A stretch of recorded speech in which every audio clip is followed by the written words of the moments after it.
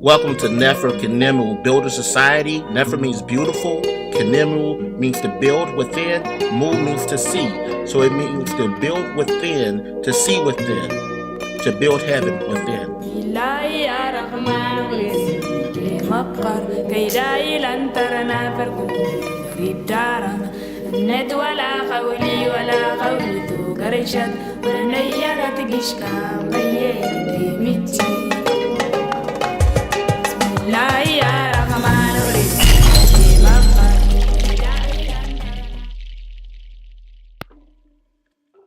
Welcome.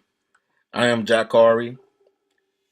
Today, I will try to explain a lot of history, a lot of science behind the history, a lot of some philosophies dealing with these two subjects, and I will try to correlate constellations, mythology, and linguistics together in this 15-minute video and break down some things that are not really talked about anywhere. In my 7 years of study, I spent the last 4 years in the studying linguistics. And so I found a beautiful history that I wanted to share with anybody that's willing to listen or learn. When I say Kebman, what do you think? When I say Alke Bulan, what do you think? When I say Mu, Ma, what do you think? We all know that the month of May is the 5th month of the year. My birthday's in the 5th month. It's in May. And so I always love, everybody loves their month that they're born in, and they feel happy, their birthday's coming up and things like that. But it's a reason why May is called May, and that the ancient origins of the word May come from Africans who, in ancient times, the oldest name of Africa was known as Ma or Mu. And Mu and Ma are spread around Africa in every ethnic group. It is known many African tribes have the two letters of Ma or Mu within their titles of their ethnic group in their tribes. And so Mu and Ma are known all over the world because of this history. And so you can find Mu and Ma in different other ethnic groups outside of Africa. You can find it in Mayan. You can find it in India as Maya, the goddess Maya. You can find it in Nigeria in the goddess Yamaya. And so Mu and Ma are the oldest names of Africa, and it's the name of the oldest civilization on Earth. Mu and Ma have many other names that are connected to it. It could be matriarch, it could be Maya, Mayan, Yamaya, but any word in the world that starts with M-A or M-U is in reference to the mother goddess, the creator of the physical world. If you study into Indian mythology of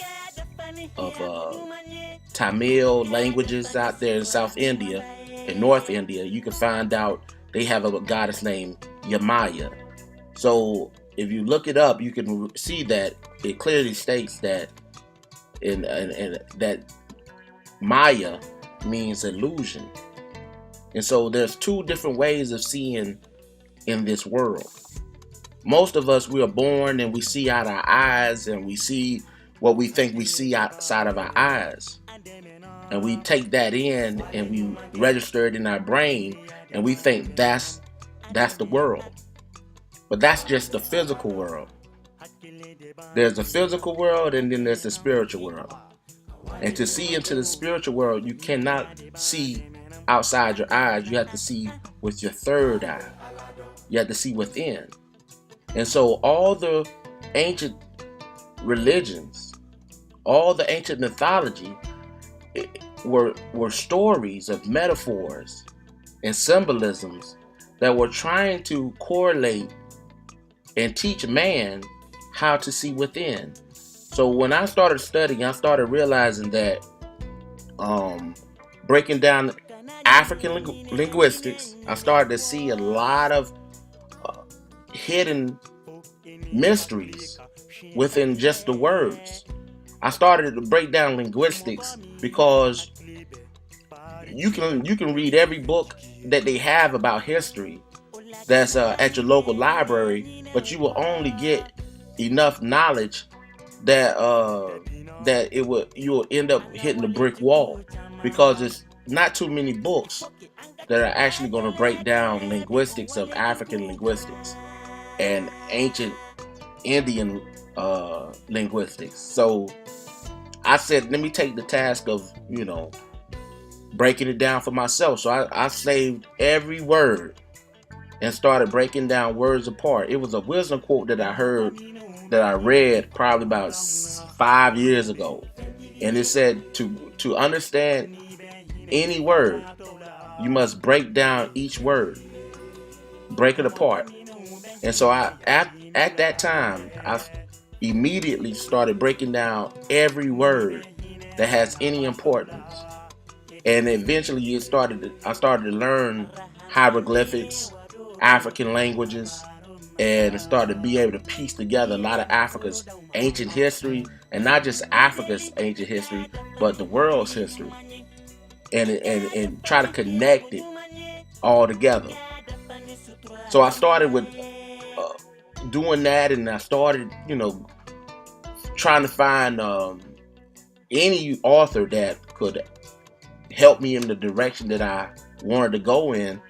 And to my unsatisfaction, I started, seeing a lot of book writers that are in history are not good. A lot of history writers are not actually teaching.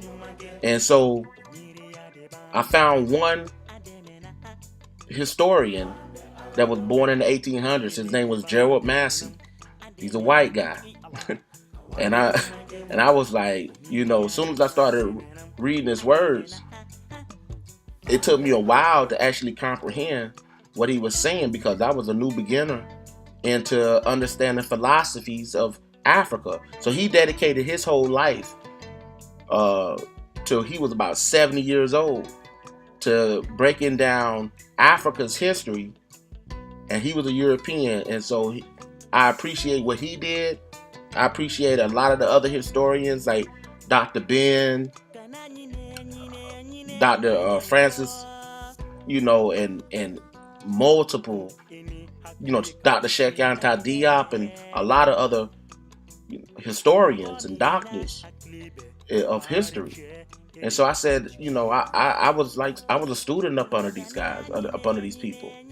And eventually I said, let me go beyond what they already have taught, and see what I could find. And so I spent the last 4 years on basically breaking down mythology, breaking down linguistics, and I uncovered a, a wealth amount of history that is not being presented to a lot of African Americans, and a lot of just Americans in period, just modern day people. And so I wanted to try to bridge the gap much as possible. Reflect off a lake or ocean, or a pond or river or any type of water. That is mirroring. So Mu has two different types of positive and negative seeing, depending on how you want to see. She is a philosophy, not a god, but a philosophy. And so it's based off of reflection, but not the reflection from outside of your body, but the reflection on the inside of your body. Most people, when they study yoga and meditation, the first country that they think of, or first religions that they think of, is Hindu Buddhism. And for for 2,000 years now, it has been covered up as much as possible that that type of meditation, that type of philosophy, that type of understanding and religion was only in India.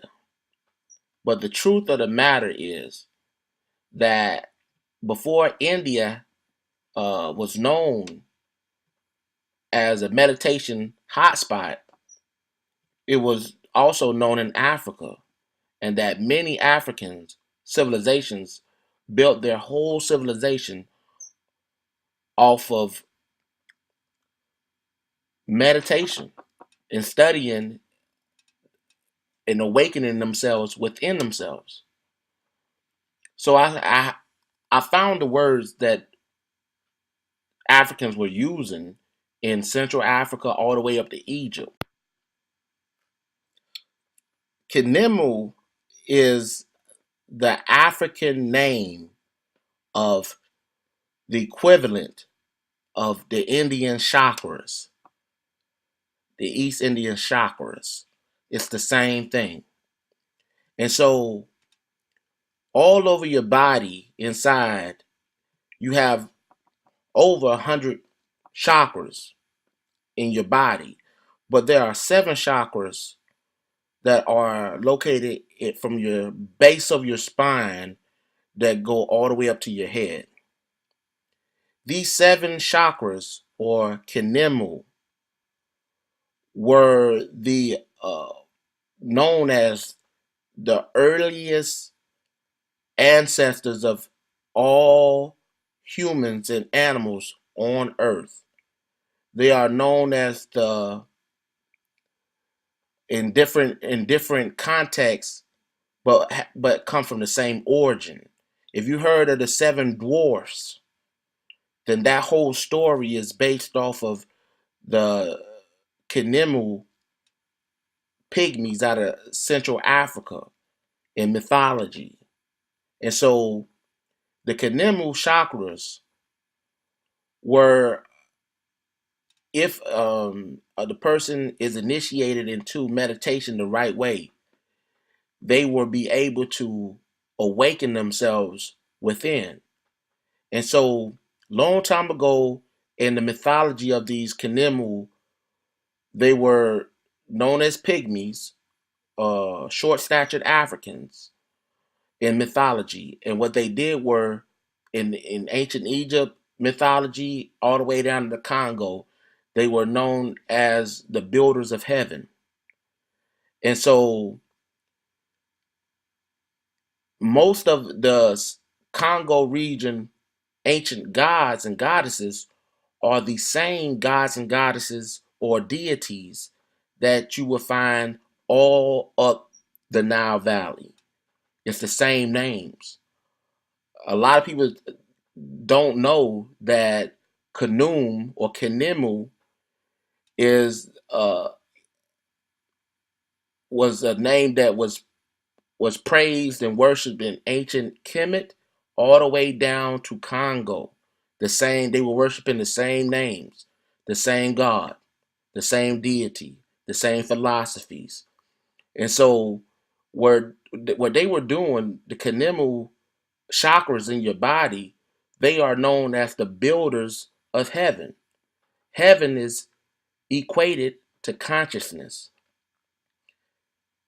And the mythology that they were describing was trying to teach man how to elevate his consciousness or her consciousness to the highest level. And that's by building the temple within them, building the heavens within them. There's, like I said, there's 7 heavens, there are 7 chakras from your base of your spine all the way up to your head. These are the 7 levels of heaven.